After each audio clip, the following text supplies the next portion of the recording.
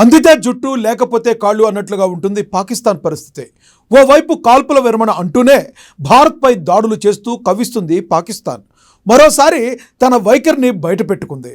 సింధు జలాల కోసం భారత్తో కాళ్ల బేరానికి సిద్ధపడింది.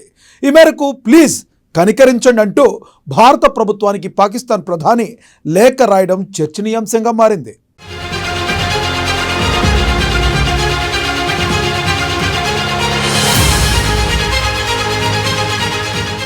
పాకిస్తాన్ ఏ పని చేసినా ఒక నీతి ఉండదు, ఓ నియమం ఉండదు.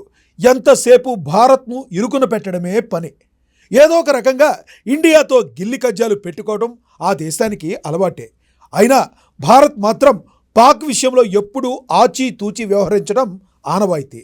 పెద్దన్నలా వ్యవహరిస్తూ దశాబ్దాలుగా అన్నీ భరిస్తూ వస్తుంది ఇండియా. కానీ పహల్గాంలో ఉగ్రదాడి జరగడంతో పరిణామాలు ఒక్కసారిగా మారిపోయాయి. ఏకంగా సింధు జలాల ఒప్పందాన్ని రద్దు చేసుకుని పాక్కు గట్టి షాక్ ఇచ్చింది భారత్. అదే ఇప్పుడు పాకిస్తాన్ను టెన్షన్ పెడుతుంది.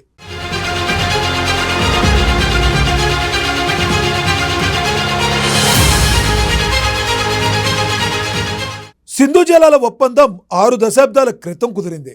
ప్రపంచ బ్యాంక్ మధ్యవర్తిత్వంతో జరిగిన ఈ ఒప్పందం ఇరు దేశాల మధ్య జల పంపకాలకు ఒక చట్టాన్ని ఏర్పాటు చేసింది. కానీ పహల్గాం ఉగ్రదాడి అనంతరం పాకిస్తాన్కు సింధు జలాలను ఆపేసి గట్టి షాక్ ఇచ్చింది భారత్. ఆ తర్వాత ఇరు దేశాల మధ్య చిన్నపాటి యుద్ధమే జరిగింది. అందులో పాకిస్తాన్కు భారీ నష్టమే జరిగింది. ఎలాగోలా ఇరు దేశాలు కాల్పుల విరమణకు రావడంతో ప్రస్తుతం ఈ సమస్య సద్దుమణిగింది. అయితే పాకిస్తాన్కు మాత్రం సింధు జలాలను భారత్ విడుదల చేయలేదు.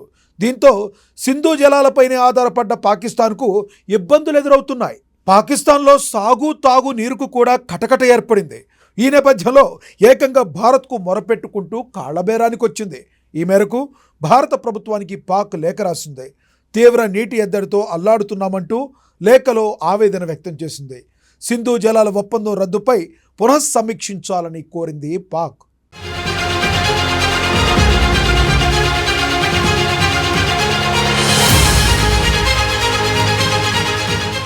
పాకిస్తాన్ ఎదుర్కొంటున్న నీటి సంక్షోభం ఇప్పుడు తీవ్ర స్థాయికి చేరుకుంది.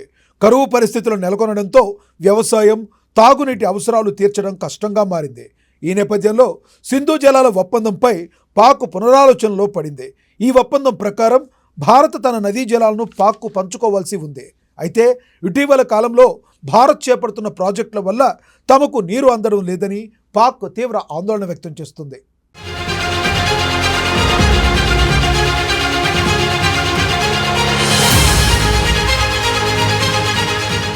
ఇప్పుడు పాకిస్తాన్ లేఖతో ఈ అంశం మరోసారి తెరపైకి వచ్చింది. భారత్ ఈ లేఖకు ఎలా స్పందిస్తుందో చూడాలి. ఒకవేళ పునఃసమీక్షకు అంగీకరిస్తే ఇరు దేశాల మధ్య చర్చలు జరగాల్సి ఉంటుంది. ఈ చర్చలు ఎంతవరకు సఫలమవుతాయో అందరం వేచి చూడాలి. అయితే ఈ పరిణామం మాత్రం జలవనరుల పంపకాల విషయంలో ప్రాంతీయంగా ఒక కొత్త సవాల్ను విసురుతుందనడంలో ఎటువంటి సందేహం లేదు. నీటి కోసం పోరాటం భౌగోళిక రాజకీయాలను ఎలా మారుస్తుందో చూడాలి.